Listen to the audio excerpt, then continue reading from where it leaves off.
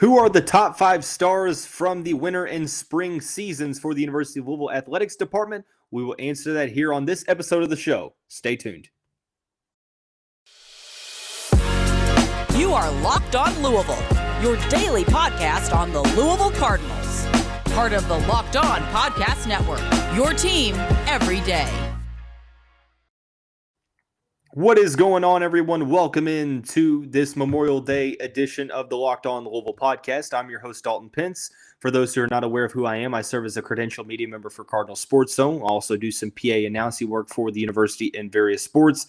I want to take this time, as always, to personally thank you for making us your first listen of the day. And just a reminder, the Locked On Louisville podcast is free on all streaming services 5 days a week, your team every day.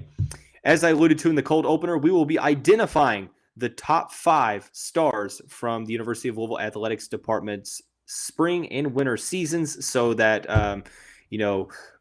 basketball, women's basketball, the spring sports, stuff like that. I'm going to go ahead and identify them. That's women's basketball's Emily Engstler and Hailey Van Lith. Softball's Carmen Greenwood. Baseball's Dalton Rushing. And swimming's Nick Albiero. So we will start out, and then the last segment will be the weekly mailbag. Forgot to mention that. But start out talking in the first segment about Emily Engstler and Hailey Van Lith. The women's basketball team made it to another Final Four this season. Unfortunately, came up just a tad bit short. But ultimately, I think that these two selections speak for themselves, and don't take this as a slight or disrespect or discrediting any other of the wonderful student athletes that are in this athletics department. Just because they are not listed here does not mean that they are not a star in their own respective ways. So I'm not going to sit here and tell you that they weren't or anything like that, but these are just my top 5. And the first segment will be dedicated to 2 All-ACC first-team selections. Emily Engstler, Hailey Van Lith. The former came in from Syracuse, spent 1 year here at the program, and I think my only regret for her one season is that she was not here for the entirety of her career. A fan favorite from the moment she stepped foot on the court, with her unrelentless hustle, her work ethic, her toughness, her unapologetic support for her teammates and herself and her coaching staff and her university, and just her tenacity on both ends of the court. This team needed an athletic wing that defended well and rebounded, and Emily Engstler was exactly what the doctor ordered for the Louisville women's basketball team this season. Statistically speaking, doesn't kind of tell the full picture, as was kind of the common denominator all season long, was that Emily Engstler's her impact spanned well beyond the stat sheet. She averaged 9.1 points, 8.1 rebounds, 2.7 steals, 1.8 blocks per game, respectively. And it was kind of epitomizing the fact that she was a do-it-all type of player. And that is what I will truly remember her as, just her overall toughness.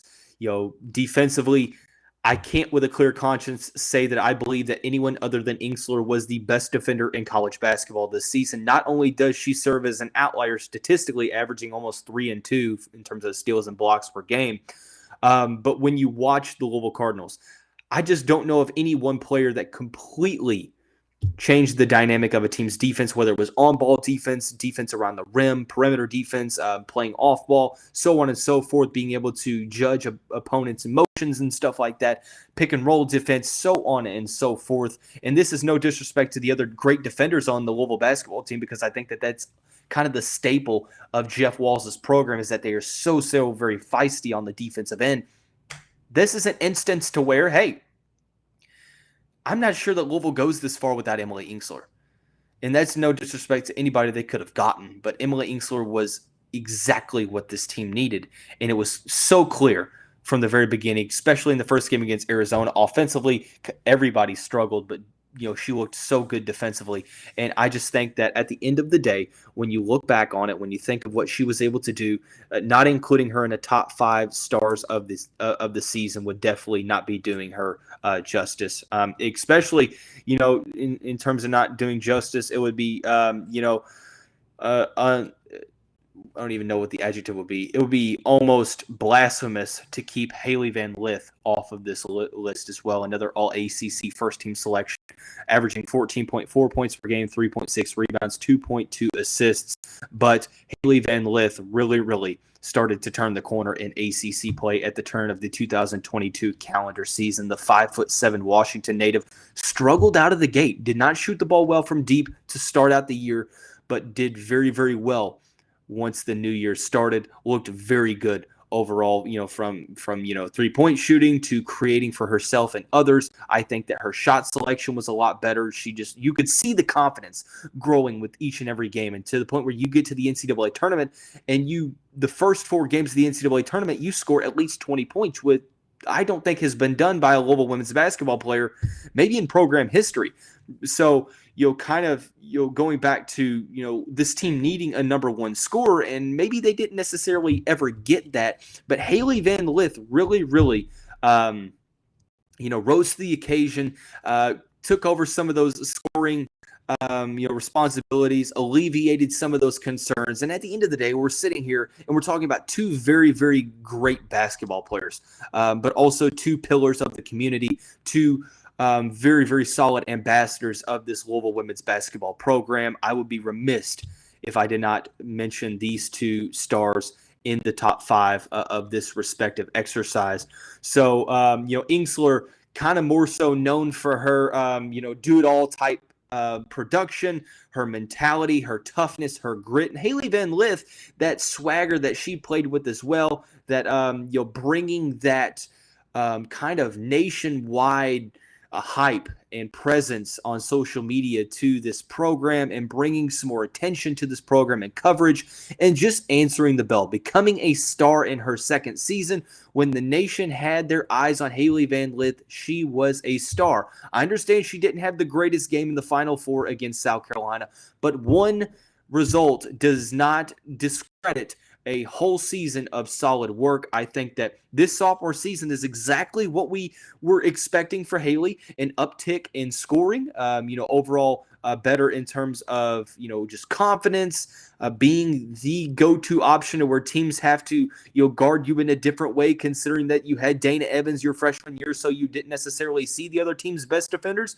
Now you do. And what does she do? She rises to the occasion, and she does that when the Louisville Cardinals needed her the most.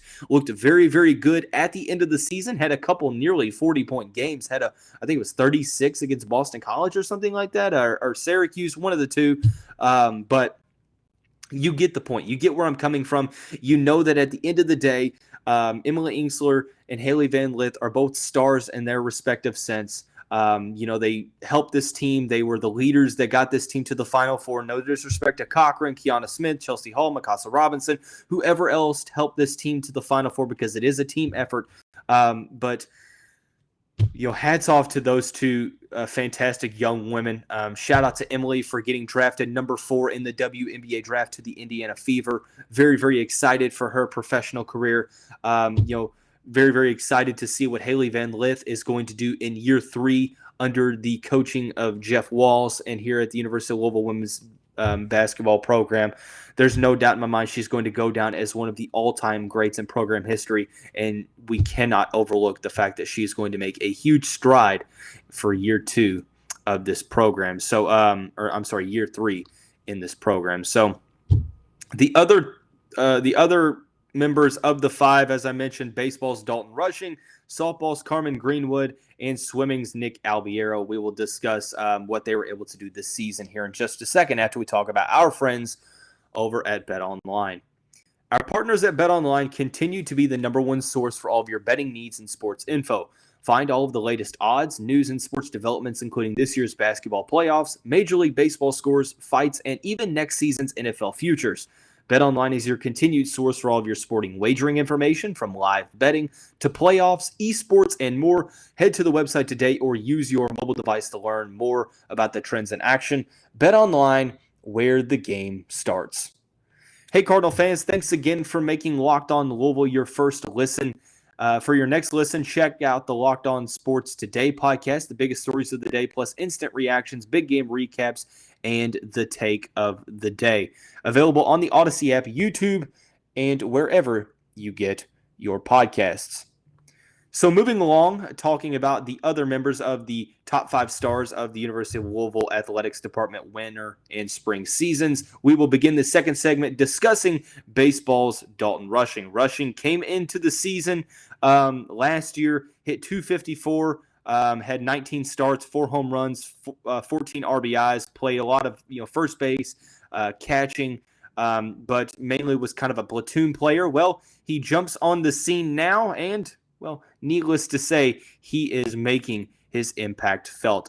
Rushing is currently 3rd on the team. Obviously, the season is not over yet, but he is currently 3rd on the team. 4th on the team in batting average with a .310 average. But his OPS, and I mentioned on this show that I tend to value OPS, which is on base plus slugging, more than I do batting average because I feel like it tells the true story. His OPS is a fantastic 1.174. He has in 197 at bats in 56 starts out of 57 appearances. He has 61 hits, 14 doubles, but 21 home runs to lead the team. That goes with 58 RBIs. He's slugging at a .701 percentage, 17 hits by pitches, in a .473 on-base percentage. I think that this season, he's really, really making himself some money in terms of the future for the MLB draft. The power is there. I think the ability to not only play first base, be a DH, and also catch. I think that his power kind of lands him on this list, and there's also some other baseball players that deserve to possibly be on this list as well. Jack Payton, Isaac Humphrey, Christian Knapczyk, pitcher Jared Poland. But I went with Dalton Rushing here because of his improvement between last year and this year. His power has been huge. He's come up in some big moments and had some big-time hits. Has had a grand slam. Ben Metzinger is another player, the Louisville kid out of Trinity, that has made some big-time noise. So ultimately, I went with Dalton Rushing here because of the OPS. I think statistically speaking, he's probably been the one of the best, if not the best hitter on this team when you consider both contact and power. Just overall, I think that his ability to grow between last year and this year has been so solid for one of the best offenses in the country as a whole. I'm extremely excited to see what baseball is able to do despite a tough outing in the ACC tournament. We will talk about the baseball regional and everything you need to know on tomorrow's episode of the show. Moving on along over into softball. Graduate student Carmen Greenwood decided to come back for her final year of eligibility granted by the coronavirus season. Batting .430 in 2021. What does she do?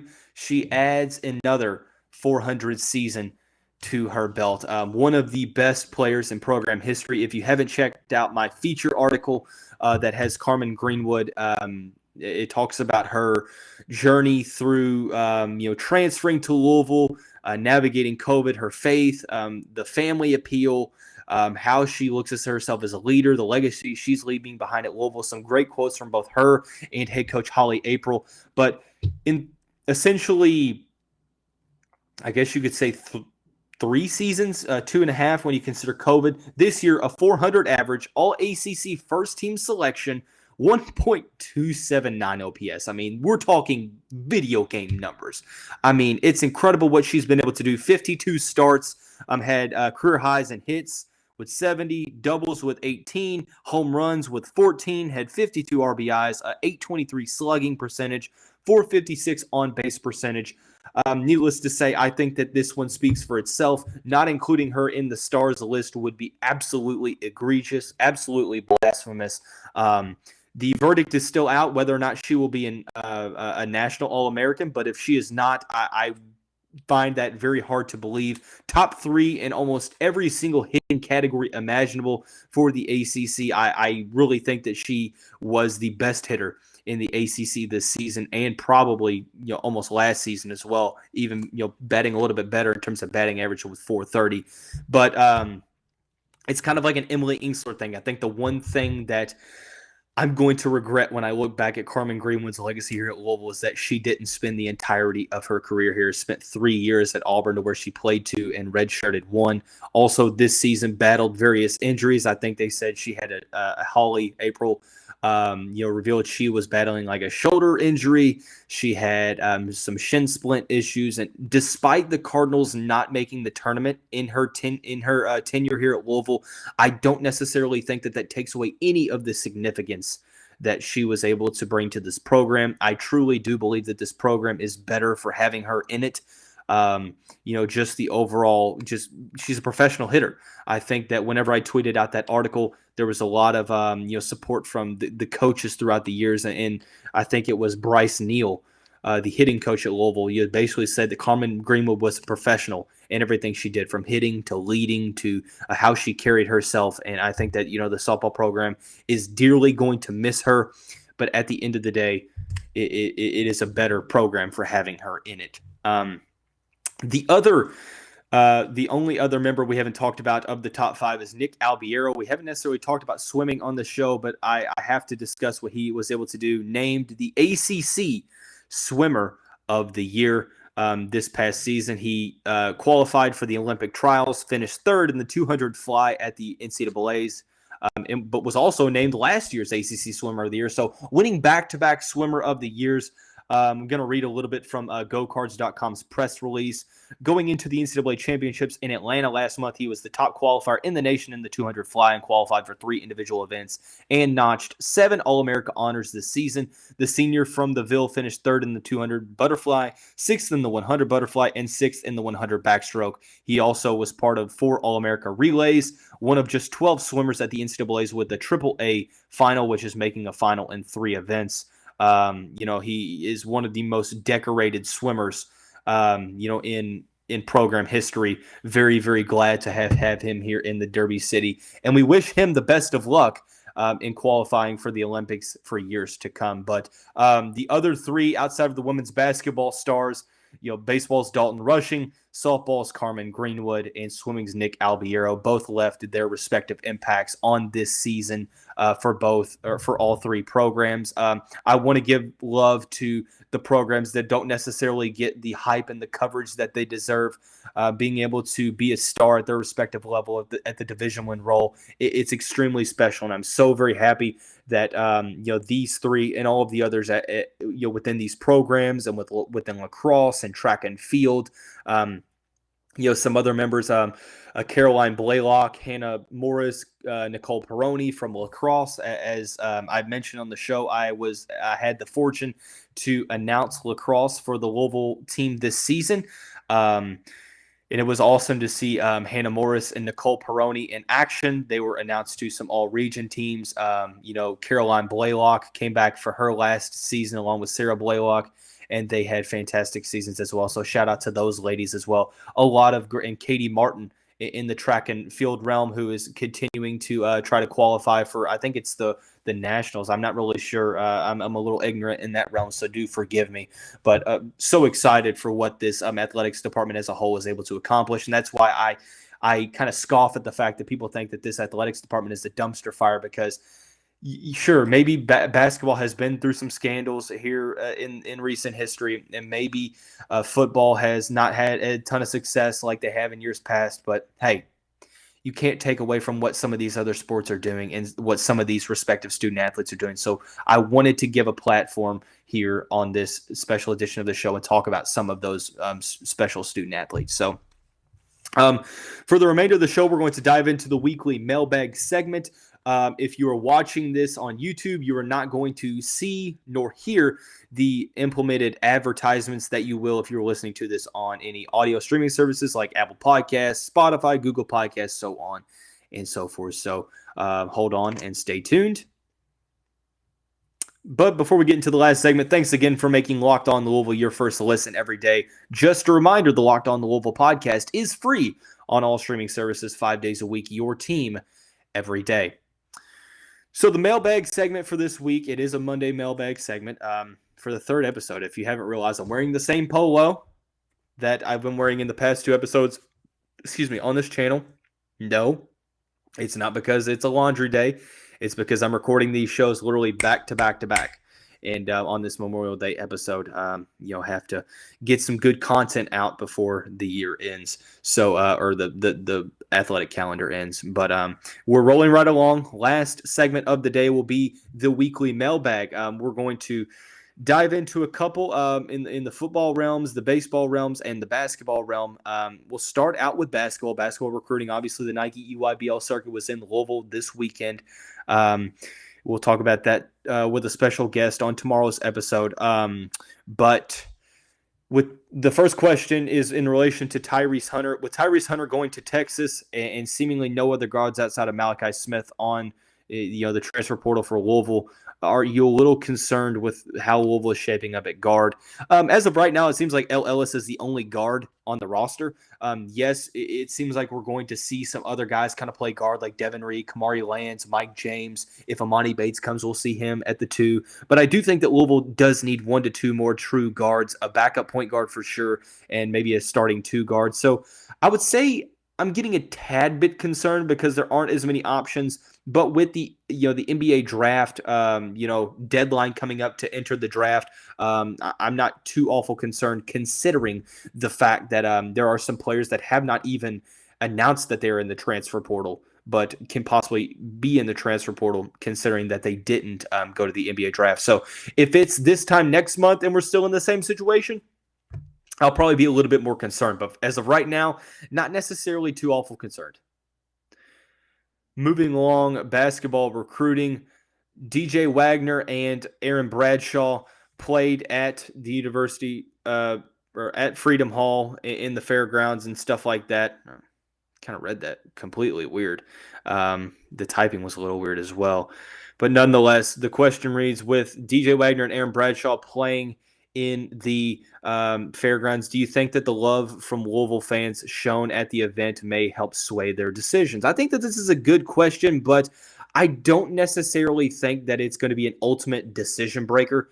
What I do think it does, I think it probably, it's probably encouraging and probably a little bit, beneficial in things of that nature. It's probably nice to see, and it's probably one of those things where, DJ Wagner and Aaron Bradshaw probably thought, this is pretty cool. They're looking around, seeing a lot of Louisville red and seeing a lot of fans and having a lot of fans come up to him. So I'd say they probably thought it was pretty cool. But there's more things that are of importance, like a relationship with coaching, NIL possibilities, possibilities of getting these guys to the pros. Because at the end of the day, whenever you're going to show up on a visit to somewhere, you're likely going to have some solid fan reaction to your presence. So I wouldn't put too much stock into that, but put it this way, it definitely can't hurt.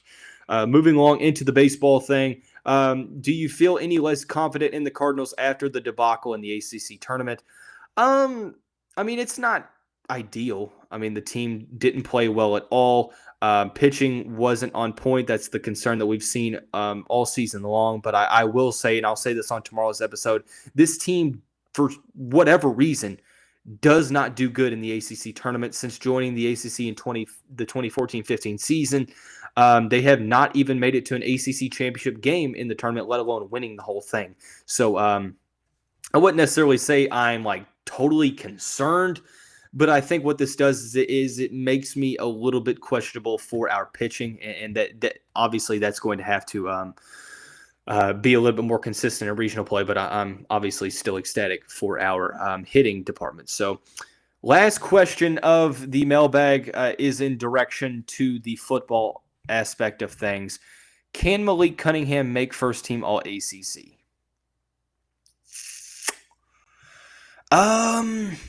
Can he? Yeah. Will he?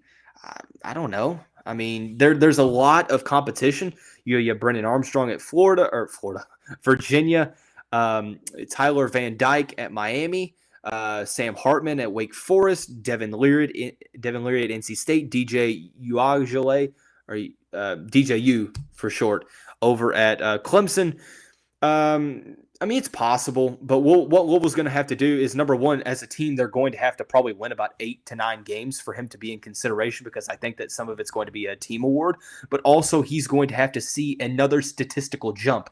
Sure, I think you're going to have to see a little bit, in competition of the passing yards, because the guys that we're talking about all of them are pretty much pocket passers. So the statistics look a little different. I'm not saying they're better than Malik Cunningham's, but they look a little different because there's more passing numbers and passing touchdowns, despite the fact of Malik Cunningham having 20 passing touchdowns and 20 rushing touchdowns, or 19 rushing touchdowns.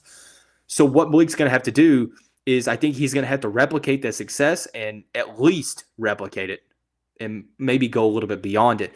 But number two, Louisville's going to have to win, 7 games at the very least, probably 8 to 9 games, and be in contention for the ACC, championship game for him to get a fair look. But that's going to wrap up this edition of the show. Before we get out of here, thanks again for making us your first listen every day. Make your second listen the Locked On NBA Big Board podcast. Rafael Barlow, Richard Stamen, Sam Ferris, and Lith give fans an in-depth look into the biggest prospects, the latest player rankings, and of course, big boards. Follow Locked On NBA Big Board and on the Odyssey app, YouTube, etc., wherever you get your podcasts.